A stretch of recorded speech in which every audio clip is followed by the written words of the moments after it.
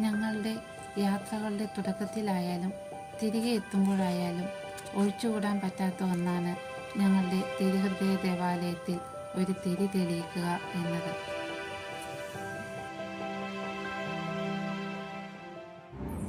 ഇതാണ് ഞങ്ങളുടെ ദേവാലയം. ക്രിസ്മസ്, ന്യൂ ഇയർ പ്രമാണിച്ച് വൈദ്യുത ദീപങ്ങളുടെ വർണ്ണശോഭയാൽ തിളങ്ങി നിൽക്കുന്ന മനോഹര കാഴ്ച.